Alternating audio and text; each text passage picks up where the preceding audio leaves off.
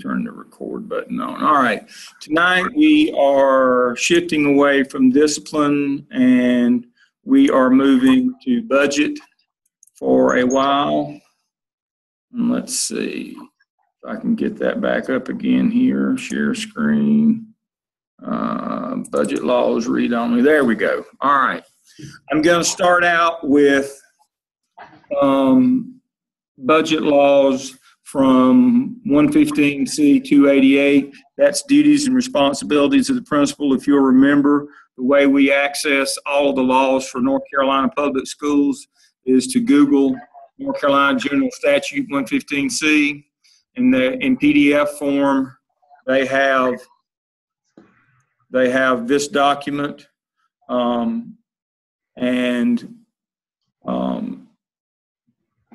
what I've done is I've gone through and picked out the relevant sections for budget for us to look at. The first one is to make available the school budget and the school improvement plan. The principal shall maintain a school budget.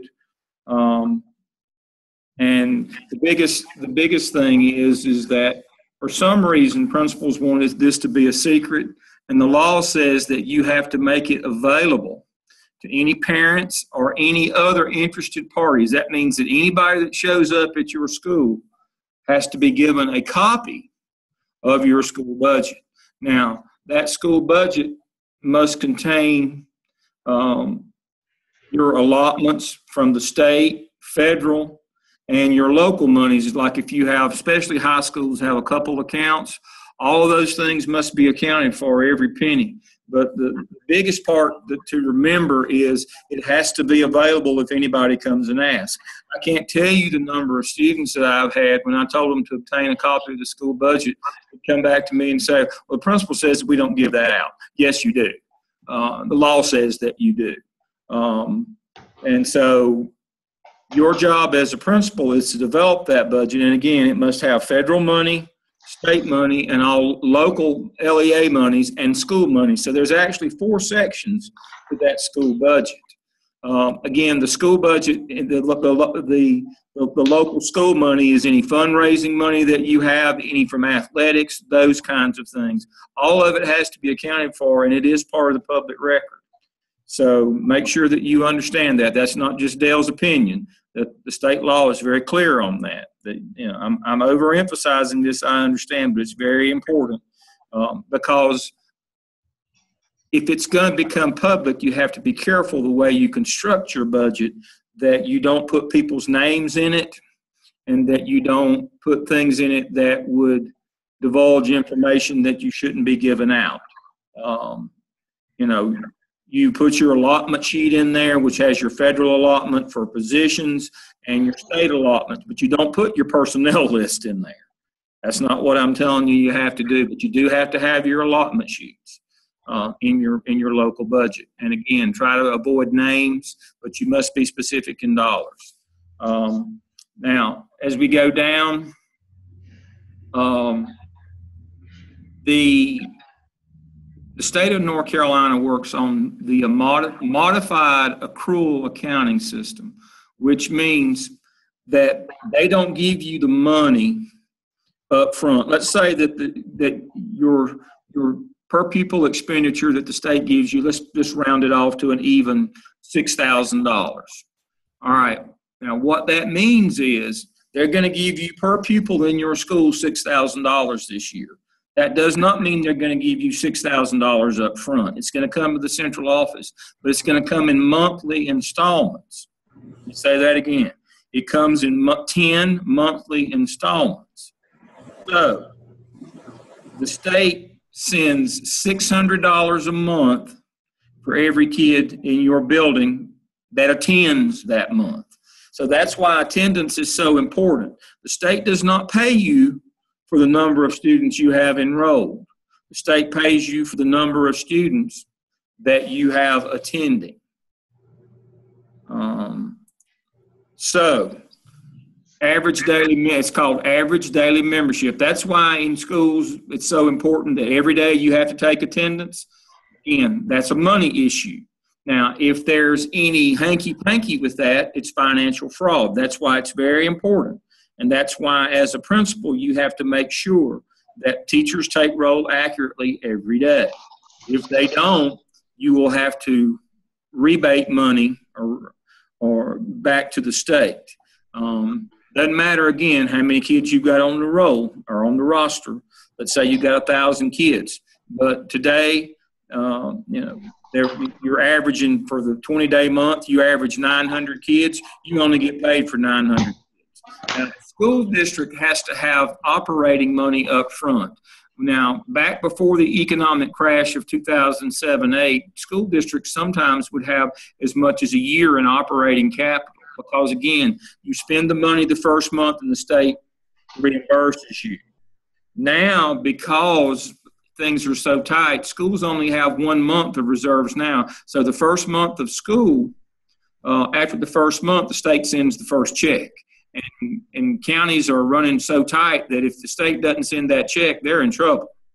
Now, that's important to remember in that there are certain conditions. The state, you must send in your principal's monthly report, which is done electronically through PowerSchool, which has your attendance. But you also have to send in your monthly school activity report, SAR. Again, that's generated out of PowerSchool of what teachers are teaching what classes, highly qualified, certification, class size, all that stuff factors into your school activity report. That must be sent every month along with the PMR. And also your disciplinary data report. We've already talked about that from that manual that we talked about last week.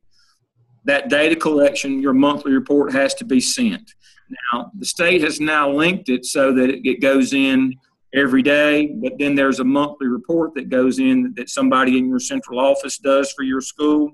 That monthly report has to go in. So if you don't take attendance, or if you don't have your master schedule figured out, or if you're not putting your data into PowerSchool, guess what happens at the end of the month when it's time for them to send your check? They don't send it.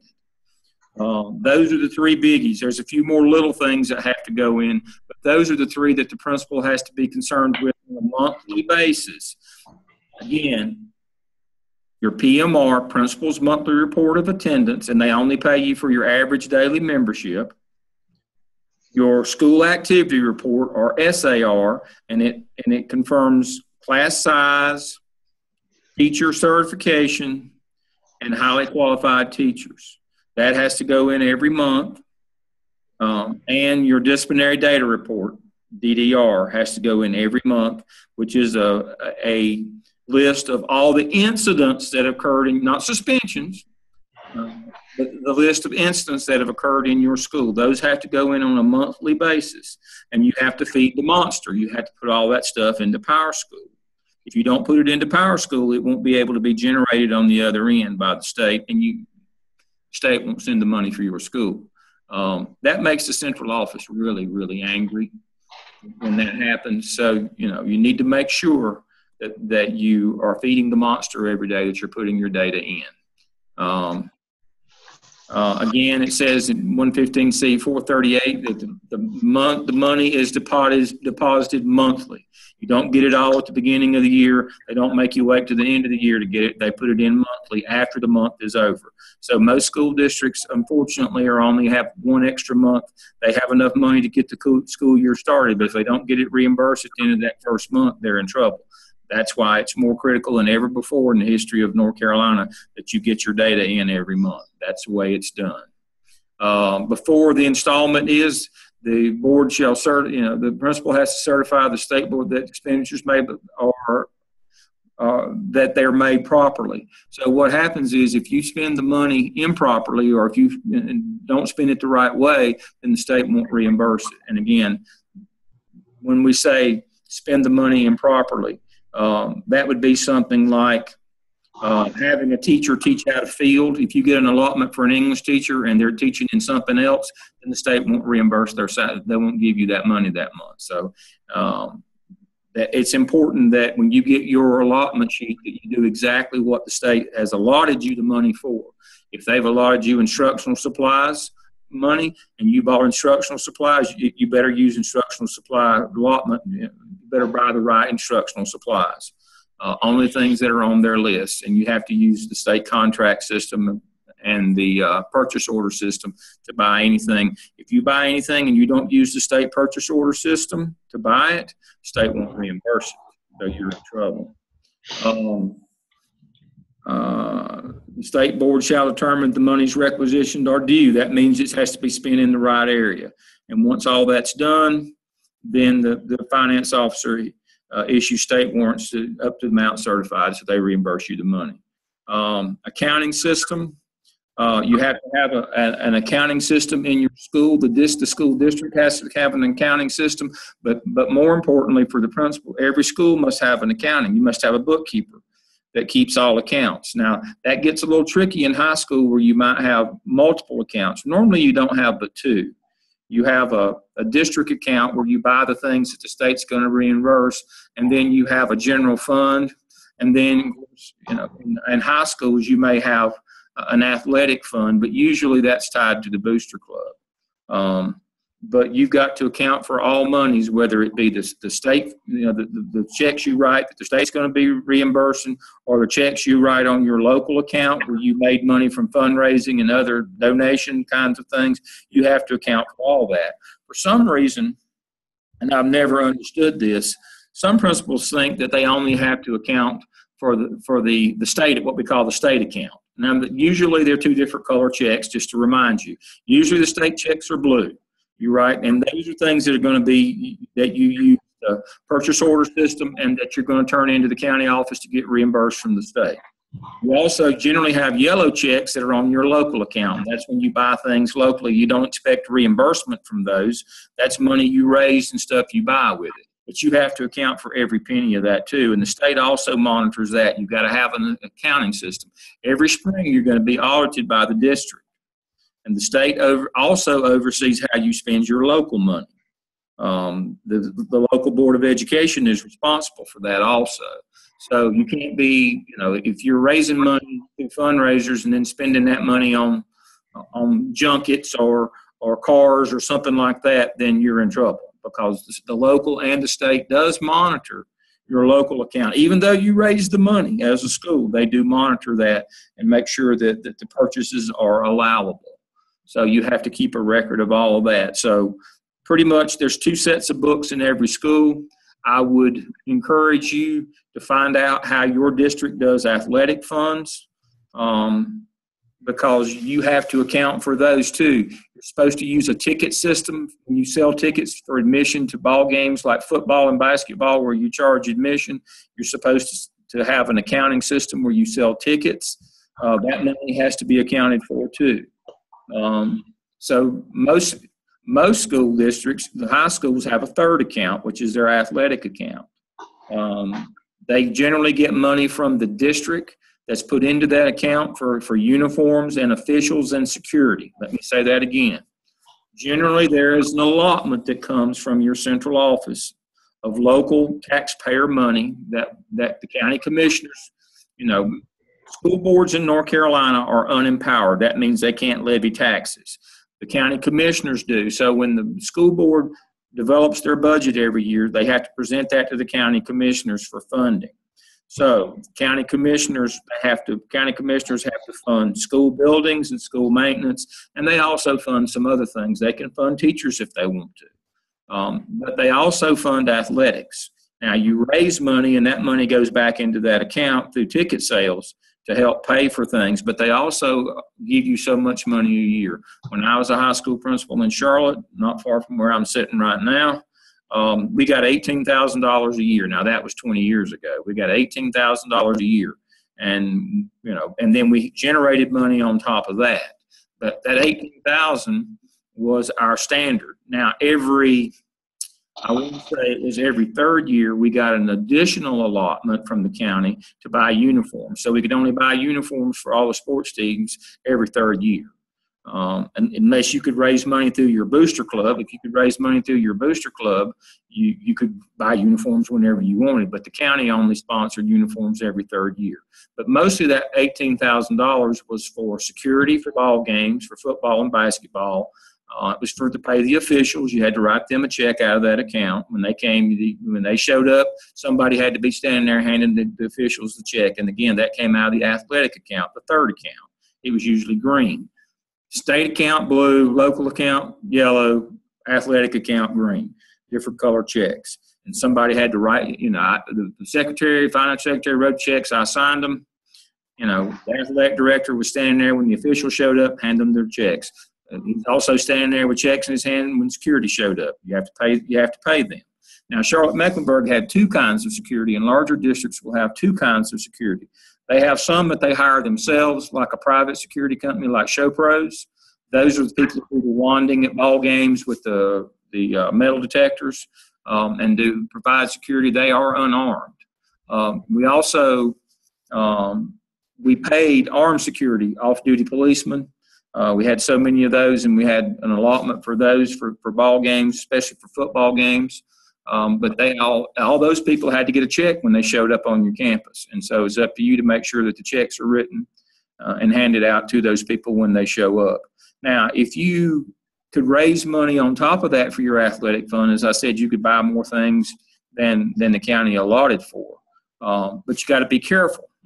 And then I'll give you my cautionary tale. I had a basketball coach who high school basketball coach who also coached AAU basketball, and he developed a relationship with Reebok, and he took money from them to buy a new set of uniforms without my knowledge. Well, the problem is Reebok was not a registered vendor with Charlotte-Mecklenburg schools. So it was kind of like taking money under the table.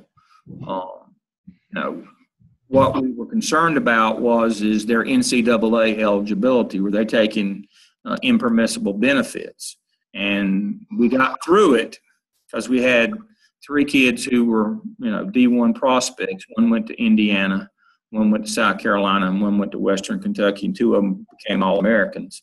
And so we were very concerned that we did not want to foul up their college eligibility. So we went through the process after the fact and got it all cleared. But the proper way to do that would be before the fact, before I show up at a ball game and kids have got on new uniforms that I don't recognize, and I have to ask where'd that money come from. And we had to backtrack and do all the paperwork and get it cleared. That has to happen. You need to explain to your coaches and your athletic director, don't surprise me. We're talking about these kids' NCAA eligibility here, taking impermissible benefits from a shoe company. That's a big problem now in high school athletics. I see some kids, I go to ball games from time to time, and I see kids in a new uniform every week. I got to wonder, how they're doing this. I know parents aren't paying for them. So that's one of those things, if you're in high school, that you've got to be concerned about is you got your three budgets. Again, your state, the budget, blue checks that you expect to get reimbursed that you're going to buy school things with. You've got yellow checks where you raised money that you're buying things, and then you've got your green checks from athletics. And you can't mix those up. You got to make sure that they stay separate at all time. And so you keep three sets of books. Your financial secretary in the high school keeps three sets of books, and you got to be knowledgeable about where the money is coming from that's going into that athletics account. Because again, if through the school, kids accept impermissible benefits like to go to a Christmas tournament in Myrtle Beach or something like that. We got to make sure that the Booster Club pays for that and not some local sporting goods company or a shoe company or something to that effect. So you've got to account for every penny, but you've got to know where it comes from, and you can't violate any NCAA rules on impermissible benefits when you're talking about your athletic fund. So you have to establish and maintain an accounting system, and it has to be an accounting system. Again, it's a modified accrual basis of accounting, which means you spend it, they reimburse. On the state money, the other money, there is no reimbursement. You spend it and it's gone. Here's one here that is violated every day around the state, and it's all fun and games until you get caught. And that is not depositing any money receipts that you receive as a school on a daily basis. Teachers, coaches, whoever, employees of your school any monies that they receive, whether it be cash, check, or otherwise, must be turned into the office before the end of business, and that money has to be deposited in a bank at the end of the day. Somebody has to go to the bank. Debbie Greer used to do that for me in the high school. We had a time for her to go every day. That was part of her job description. She was not the financial secretary, but she was one of our office. She was an office secretary, and she lived locally, and we had an account locally. And so Debbie every day, the school resource officer walked to her. She had the money bag. He walked to her car every day, and got her to her car and watched her as some days he'd just follow her over the bank because it was the end of the school, but she took the money every day. Now, everybody knew that if somebody shows up at 4 o'clock with money and we got out at 2:15 and Debbie left every day at 3:15 to go to the bank, don't take money. Just tell them, you'll have to bring it back some other time. Don't take it and stick it in your pocket and bring it back in the next day. I had an intern at Lake Norman High School in Iredell County, just outside of the town of Mooresville, the little crossroads called Dooley. They built a new high school, very affluent. The principal made a mistake. He accepted a check at a ball game one night and carried it around in his pocket for a couple of days and forgot about it. I'm sure they were after him for something else, but he ended up having to resign his principalship because he violated the policy and did not deposit. And it was just a $50 check. Obviously, he wasn't embezzling $50, but he didn't follow the state rules, and so they forced him to resign. He was a nice fellow, but that's, some of these things that sound insignificant, when there's other issues floating around, these legal things are the ones that you can't break the law, and the district can't support that. And so I know that they might have been after him for something else, but they got him on the $50 check. So don't you take money, and don't allow your teachers to take money after the money's already gone to the bank that day. It just has to come in another time. So you have to do daily deposit. Annual, as I said earlier, there has to be an annual independent audit of your school. The central office sends you a notification, usually an email that says that you're on the schedule for this day or time. Generally, it's in May, and it covers from the last May. And you can't be in the hole. You can't run a deficit. I assumed a school one time that was $60,000 in the hole, and I asked the people, how can a school be $60,000 in the hole? I owe everybody. I even owe for the annual last year, and I owe for the prom and all that. How can that be? They said, well, what the principal did is they counted the endowment money, a $60,000 endowment. They balanced the books with that endowment, but I said they can't spend that. The interest off of that generates a little scholarship for the school every year. And so first thing I had to set about doing was raising $60,000 to pay off the debt that we had. There was some embezzlement involved with an employee and some other things, and it got kind of ugly. But the books have to balance. And I questioned that the auditor allowed them to show the $60,000 as an asset to balance the books when they owed $60,000.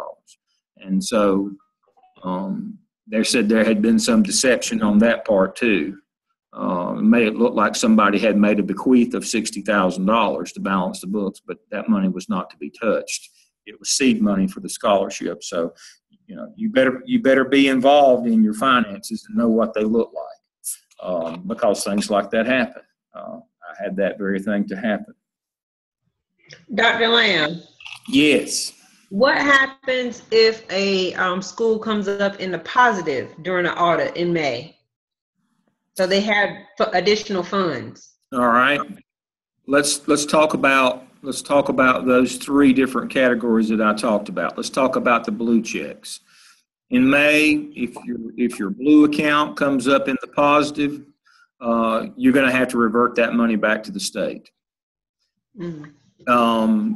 In March, The people that monitor that blue account, your state account, should have sent you a notice that said you have this much left over. You have until, I think it's April 30 to spend that money. Any monies that you have in the blue account, the state account, after April 30 reverts back to the state at the end of the year. There is no carryover from the state. If you didn't spend it, the state wants it back. So hopefully you were paying attention to your email, and when you got that email, you realize that I've got 2 months. Now I've got to go through the purchase order system, so you know, can't do it overnight. Okay.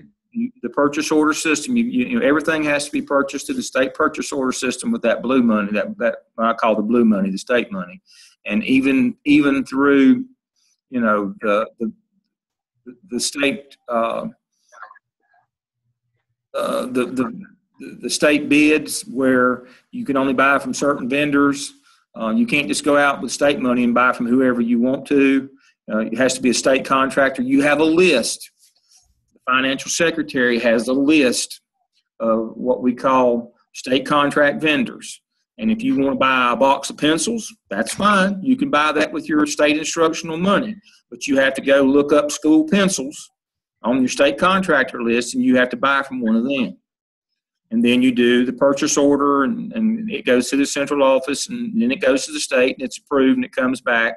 And you place the order.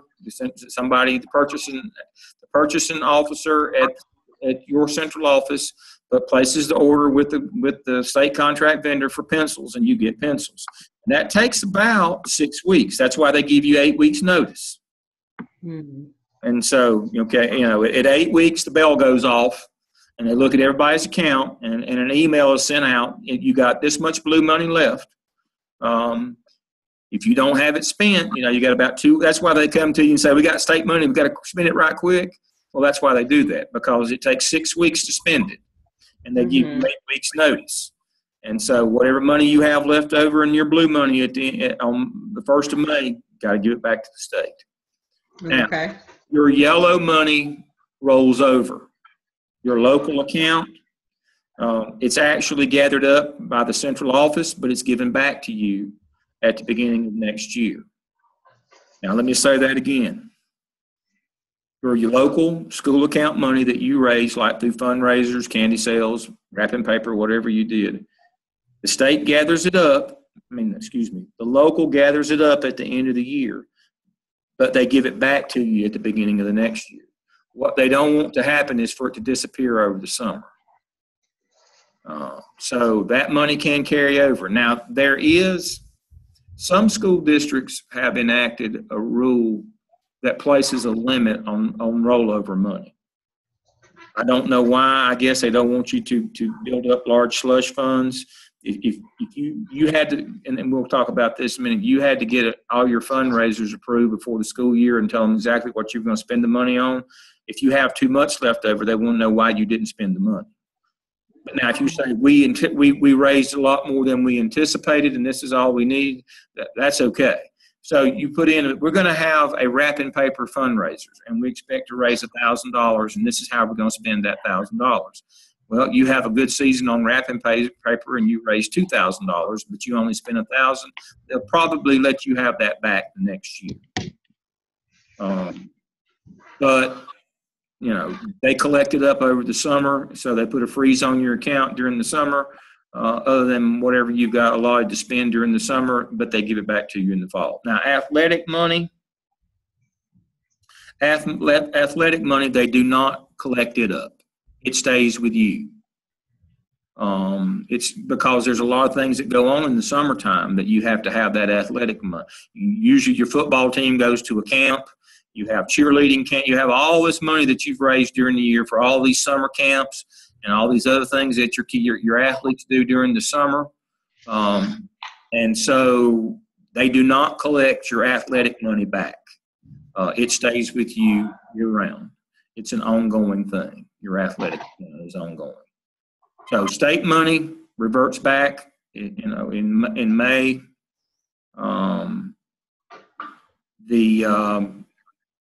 Your yellow money your local money reverts back to the county, but given back to you in the fall. Your athletic budget stays with you year round.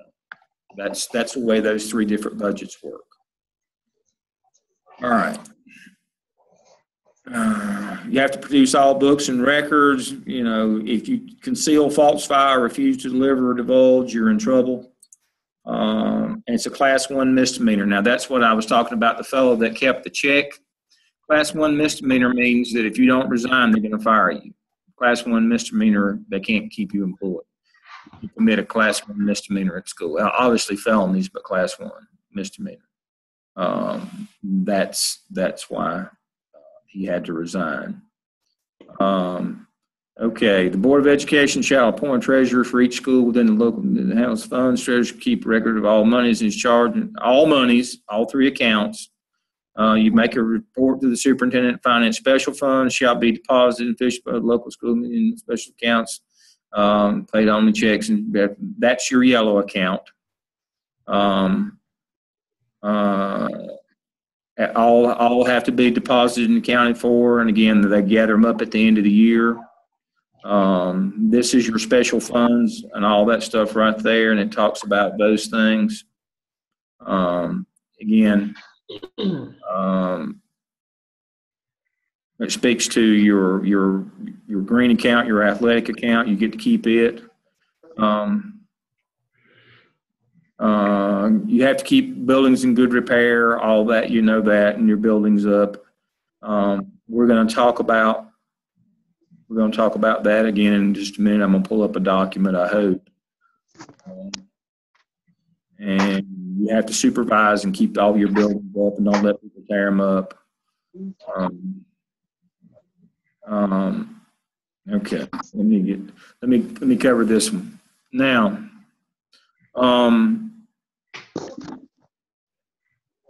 Hey, David. Can you hear me yet? Yeah. All right. You doing okay? Yes, sir. Folks, we're going to take just a minute here. I'm going to talk with David. David, when can I come and see you? Whenever you are available. I'm at the academy full-time this year. You're at the, oh, that's great. Great. Let me see when I can be in Greensboro. Let me look at my calendar right quick. I am going to be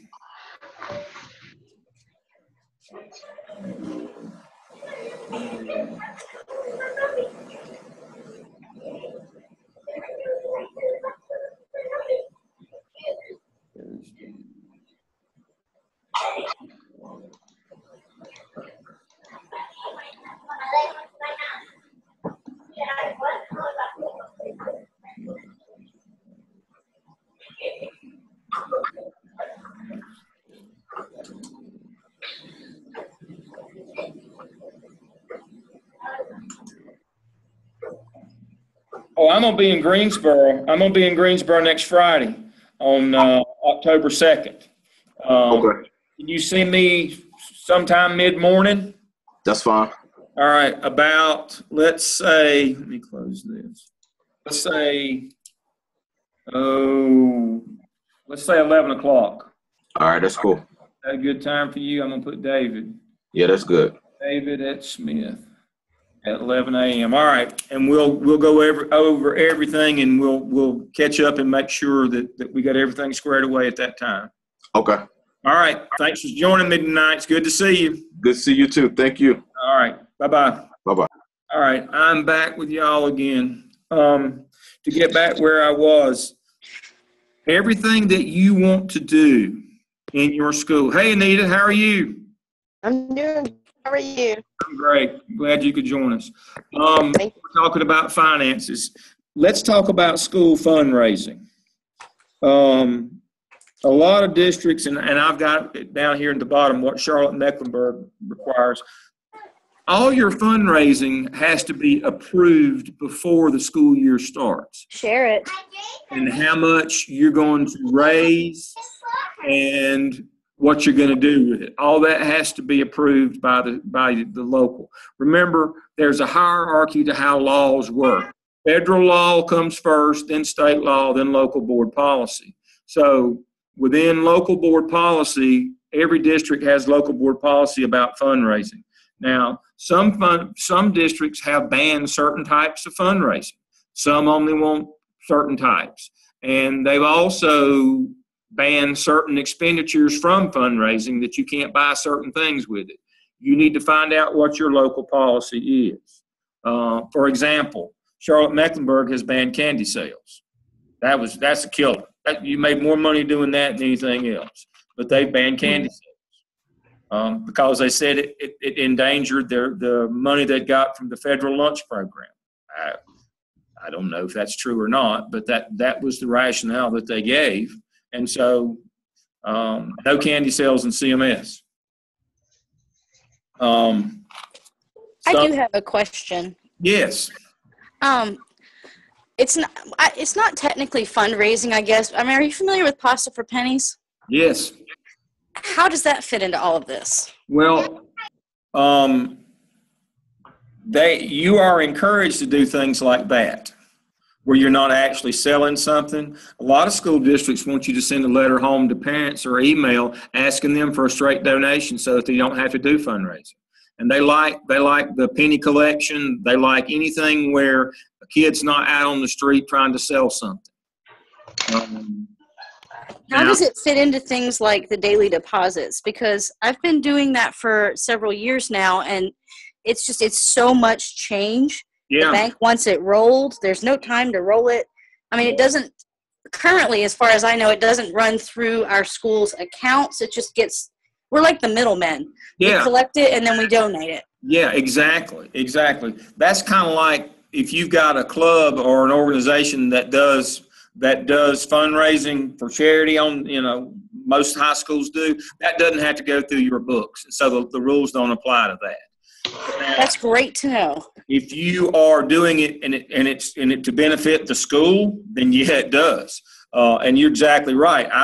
One of the problems we had at CMS is a lot of schools were doing collection box tops and doing their Harris Teeter card and their Vic card and all that stuff. That's okay.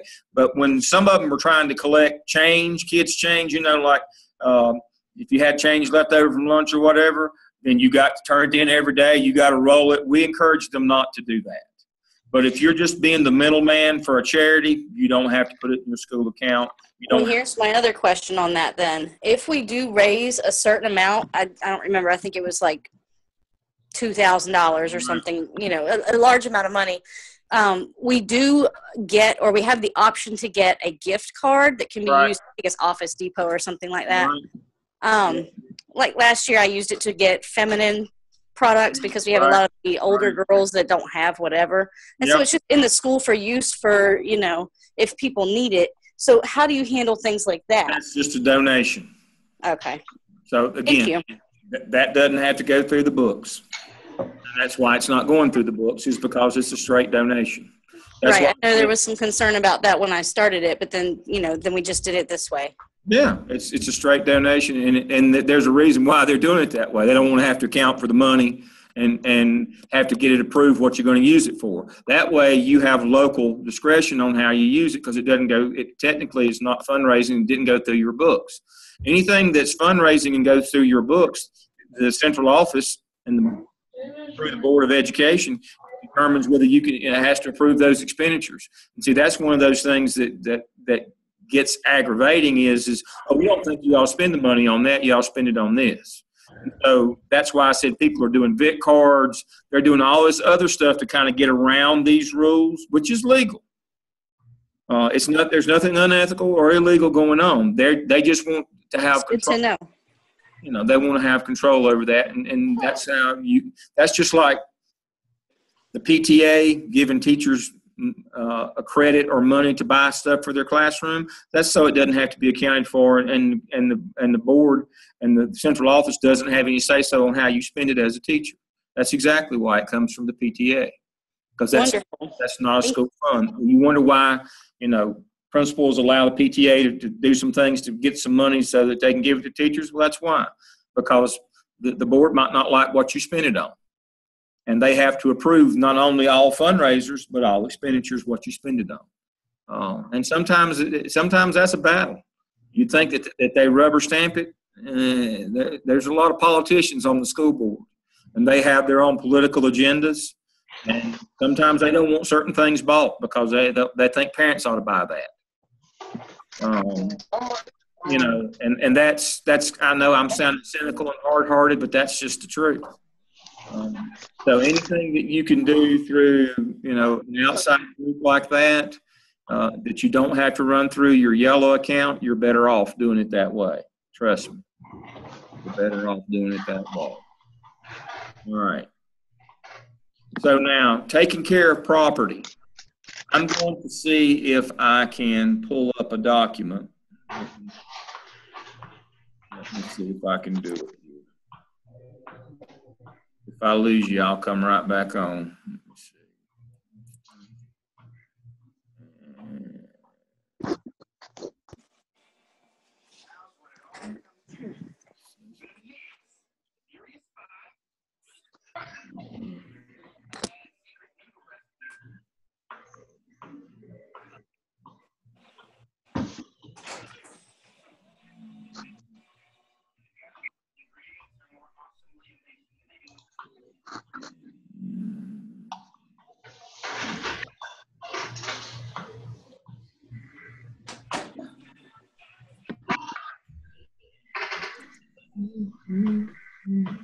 There we go. All right. Okay, I'm going to stop the share. I'm going to go back to share screen. And, oh, wrong one.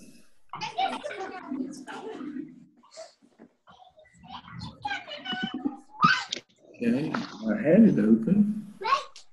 Here it is. There it is. All right. Can you see that?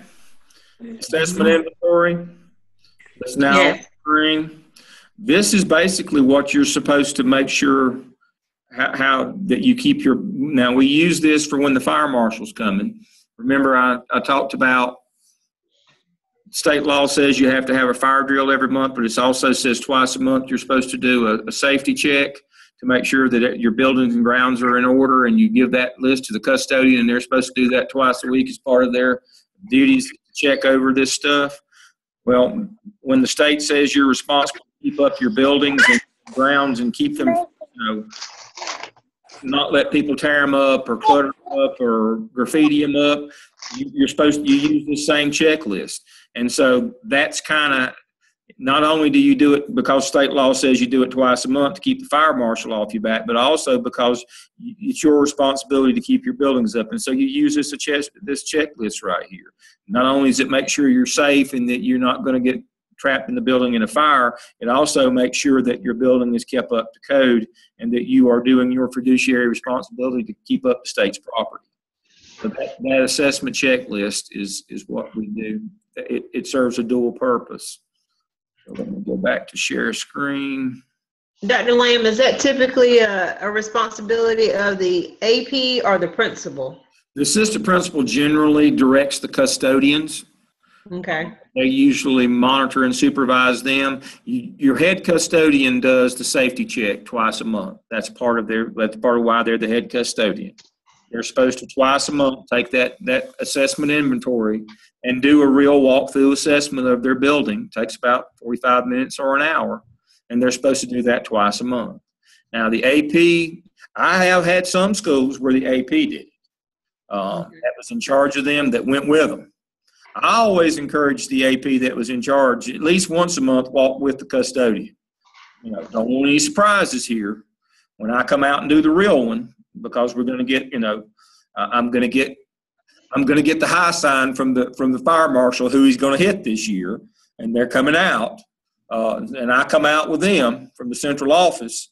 I don't want any surprises, so I always encourage the AP, the assistant principal, if the structure is set up at the school, that they monitor the custodians, and generally one of them does, that once a month, take 45 minutes and make sure that they're doing it twice a month, every 2 weeks.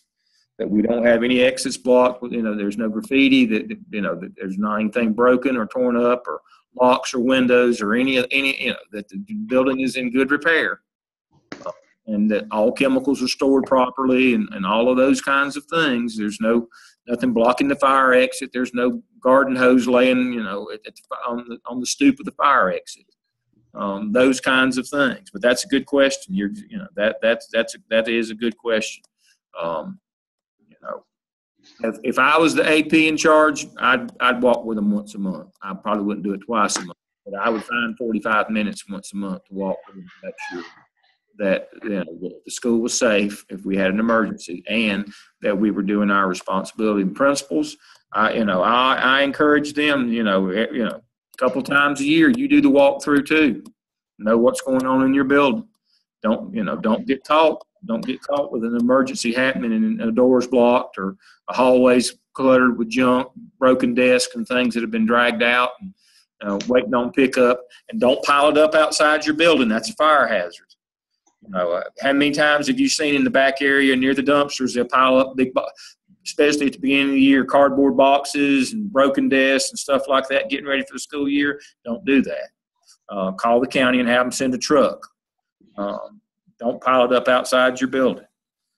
I had a high school that, I couldn't get a certificate of occupancy to open the day before school because they had a mound of, they were building, opened up a new building and all the desks came in cardboard boxes, and they had a mound of cardboard boxes that was half as big as the school outside the back. Now, that's a fire hazard.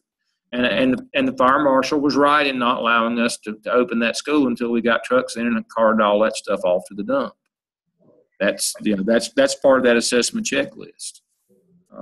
And that's part of it's part of your job. The financial responsibility is that you don't allow the place to get run down and tore up or be unsafe.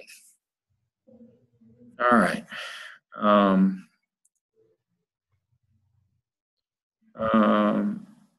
Again, in 1960, we went over this a couple of weeks ago. In 1965, 66, the state got out of the building business.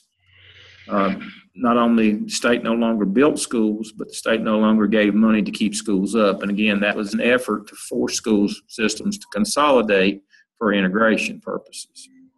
So it's the duty of the local board of education to provide classroom facilities, and they get their money, again, from the county commissioners.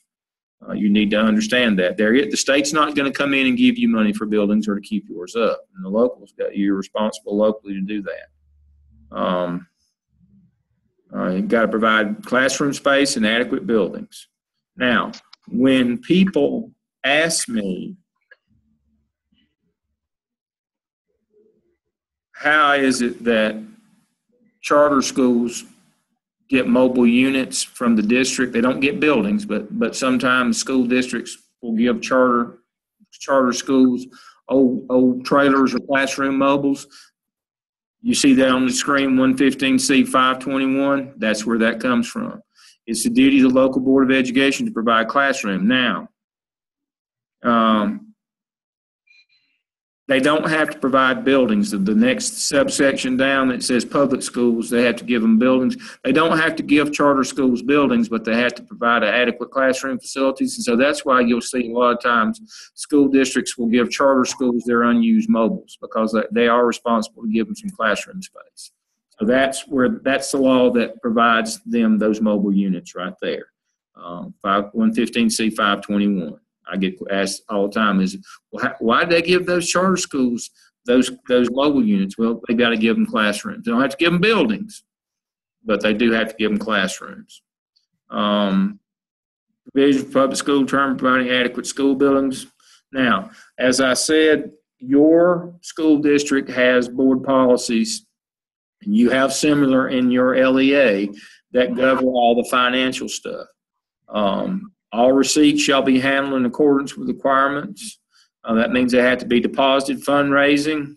All fundraising are to be approved by the principal in accordance with policy. All student clubs shall submit during the first month their anticipated fundraising activities to the principal with projected revenues and expenditures. And then the principal has to submit that to central office, the appropriate regional superintendent. That has to go on up the line. for approval. That's what I was talking about. You must anticipate how much you're going to raise and what you're going to do, how much you're going to raise, and what you're going to spend it for. The following fundraising are recommended to encourage community clubs and art festivals, carnivals, dances, car wash, barbecues, concerts, films, and student faculty ball games. If you can get other things approved on a case-by-case basis, you will not get candy sales approved. They don't like where kids go door to door. And candy, they say, because kids sell candy at school, it hurts their federal lunch program, hot lunch program. It endangers that, so they don't allow candy sales in CMS. One of the things that CMS does allow door-to-door sales on is discount cards. These companies that make these discount cards for different athletic teams and different groups, Papa John's Pizza, buy one, get one free, all of the local businesses, they do like those in Charlotte because they can sell those at school and sell those in their community. I don't like door-to-door sales for elementary school. I don't mind as much in high school. But I'm not a big fan of door-to-door, anything fundraising that the kids have to sell door-to-door as middle or elementary school kids, even in their own communities. But that's what CMS supports right there: art festivals, carnivals, dances, car washes, barbecues, concerts, films, and student faculty games. Use of instructional time for the purpose of fundraising shall not take place without approval by the principal. Time on task. One of the things that schools do that you're not supposed to do is trade state dollars for local dollars. Now, let me explain how that works. Who pays teachers' salaries? The state pays teachers' salaries, except for the federal teachers, Title I, CTE, and EC teachers. The state pays salaries. If you're doing fundraising during the day and taking teacher time, basically you're using teacher time, which the state's paying for, to raise local money that you have control over. The state doesn't like that. They don't want you. They're paying your employees during the day, and the feds definitely don't like that. So there has to be something. You shall not take place without the approval of principal. Instructional time purpose, because it's an issue of money. Because if fundraising is going on during the day, more than likely teachers, now if you can prove that teachers won't be involved, that parents are going to come in and run it during the day, then you can get it approved. But the state definitely does not, and the local does not allow teachers to do fundraising when they're supposed to be on the state's payroll. Instructional related activities such as auto mechanics, tailoring, cosmetology should not be used for fundraising. They don't want you running a business out of the school. That's not the purpose of those facilities. I had a fellow one time who had a photography lab and was running basically a private business out of the school. That's not allowable. He was shooting pictures for other people and charging money and making money personally, but he was also generating money for his photography group, but they were using the facilities that were paid for with federal funds in CTE, and they don't like that. So again, you're not supposed to be using those facilities to raise money, and especially not for the person in charge, the teacher in charge, not supposed to be running a private business out of your school. Pre-numbered tickets, as I told you earlier, for athletic contests, that's how you account for all, again, that goes in the accounting system, has to be used.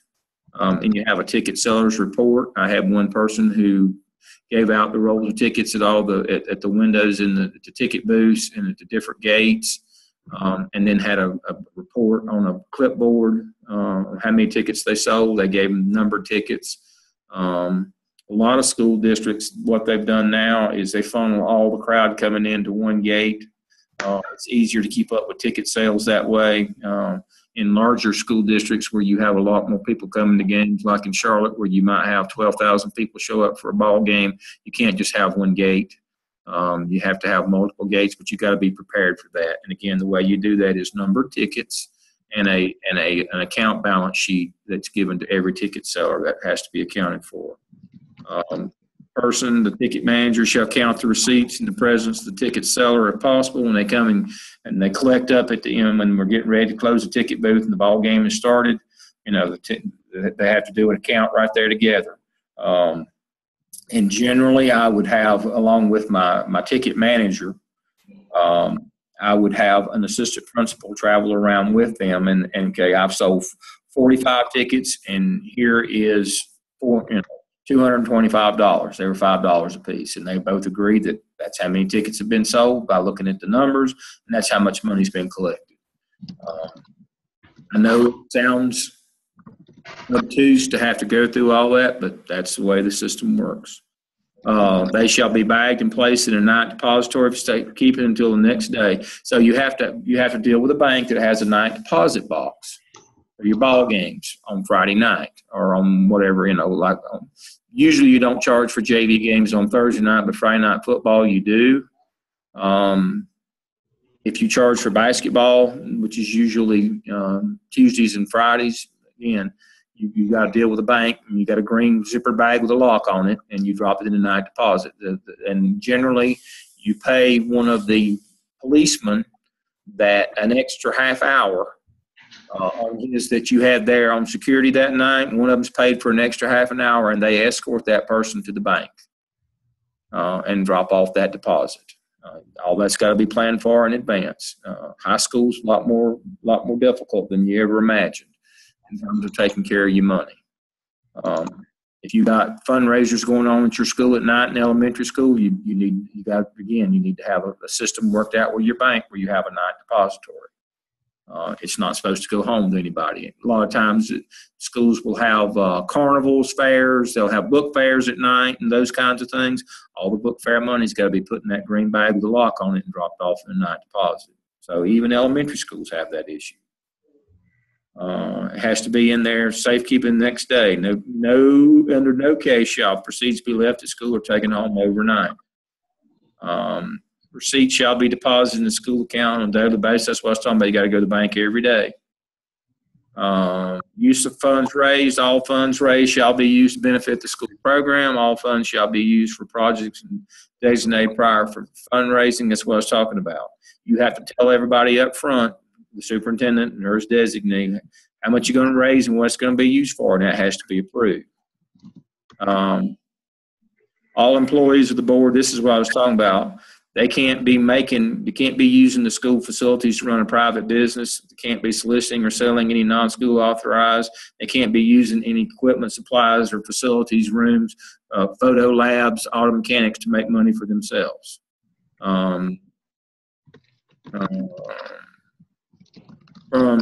You're not supposed to, this is one that gets a little bit tricky sometimes. You can't be paid. Teachers who tutor privately cannot be paid for tutoring their own students. You got to be somebody else's. So if you've got a kid in your math class and the kid wants tutoring, you got to refer him to somebody else. You cannot be paid for tutoring your own students. Employees are further prohibited from soliciting customers or clients or engaging in any private business or service on or in any Board of Education property. That's what I was talking about. If you're the auto mechanics teacher, you can't be working on people's cars at night or on weekends to make money. Can't do those things. And so that's pretty much an overview of all the day-to-day financial things that you need to know.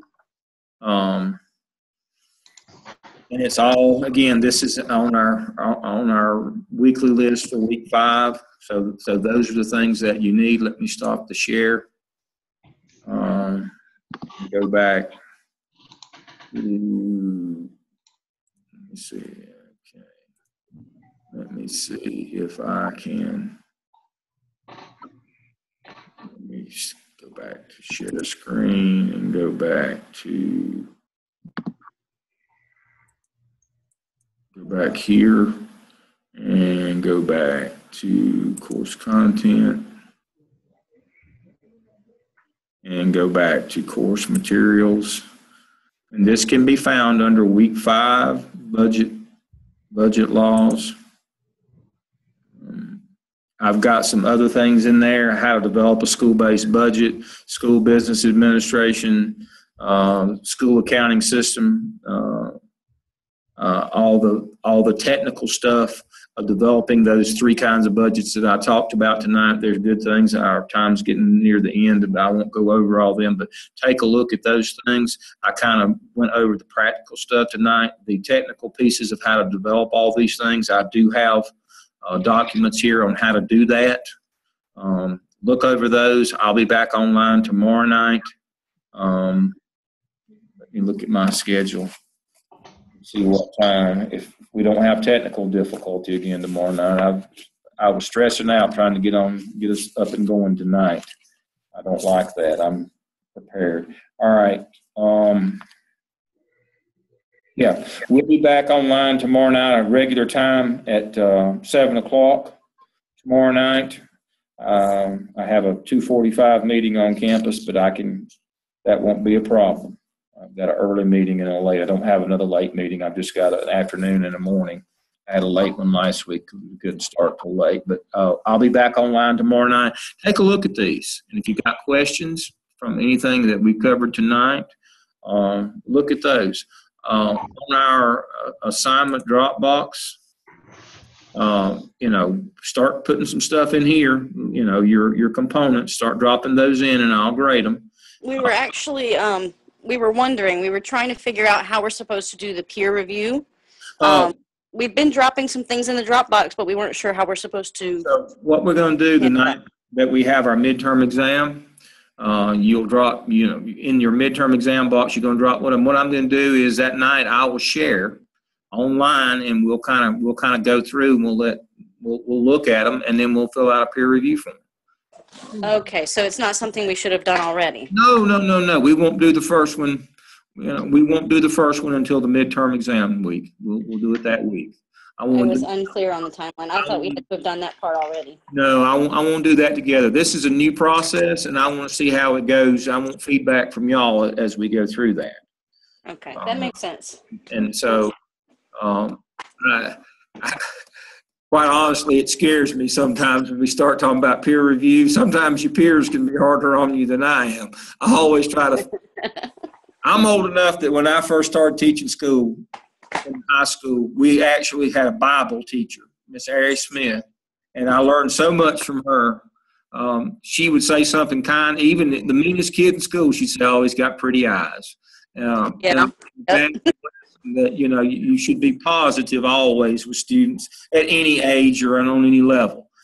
What scares me about peer review is folks may not do that, and so I want us to be involved in that together. I have always done this midterms and finals, and students get feedback. And sometimes their feedback's a little harsh. I try not to be, but sometimes mine's not maybe the best either. But I want us to kind of do that in a controlled environment. It's new, doing it formally like this, and I want folks to be positive with their feedback. That doesn't mean you can't tell somebody, I think you need to do this or that, or I think it would have been better to do this or that. But, don't do something like I do and say that's the dumbest thing I've ever heard of. We will do that on midterm week. On our discussion boards, let me go to course tool and go to discussion board. Let me click on that. 10 minutes. I see there's some more posts come in today. I cleared them out yesterday.